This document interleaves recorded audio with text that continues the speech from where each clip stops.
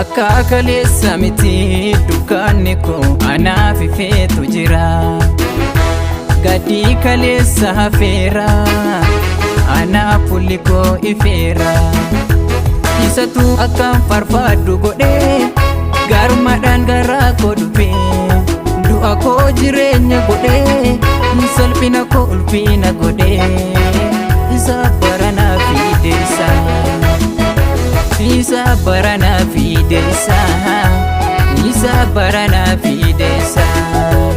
Abjuu ganamaa dhugoomsee isa baranaa fideessa. Isa baranaa fideessa.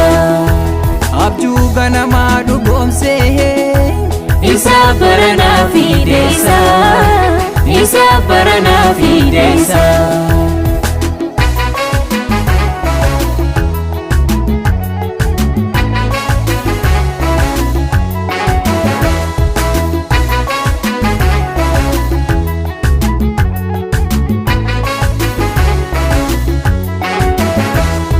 Galatan harkaa qabaa kan dubbatame nuumne mana kiyya keessa.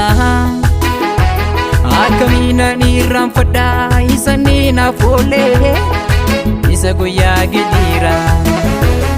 Bitaa mirga laalee karaatti goru gaafaan wallaalee kobaasaa lafoon irratti na dhufe ija jaalalaan na laalee.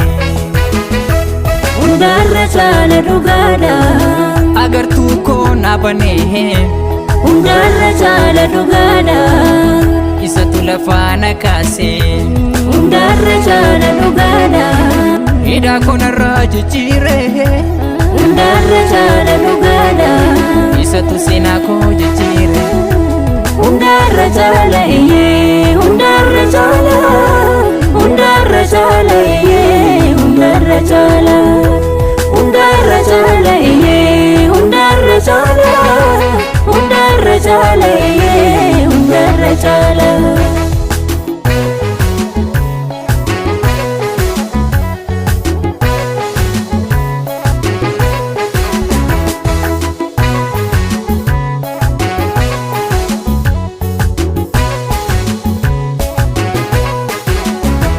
Dibaanni harka jiru kalaa gagamaati. Inna nama naadhee goota goototaati.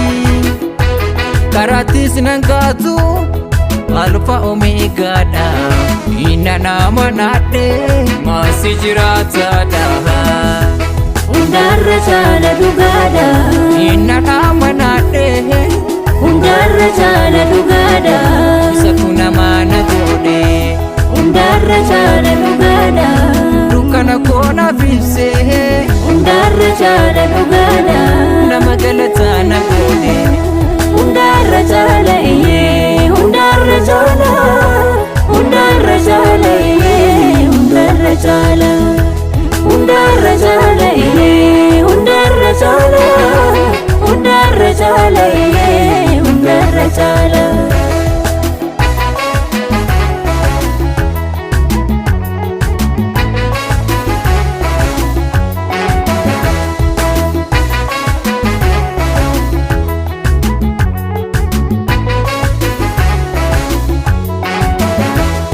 Yoon jalqabee galmaan hangaa maal eenyutu dura koo dhaabbatee na dangaa.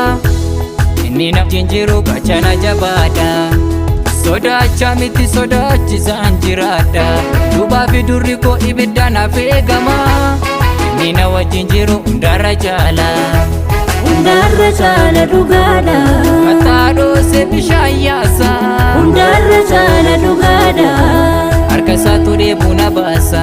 Hundarra caala dhugaadha. Mataa dhoosee bishaan yaasa. Hundarra caala dhugaadha.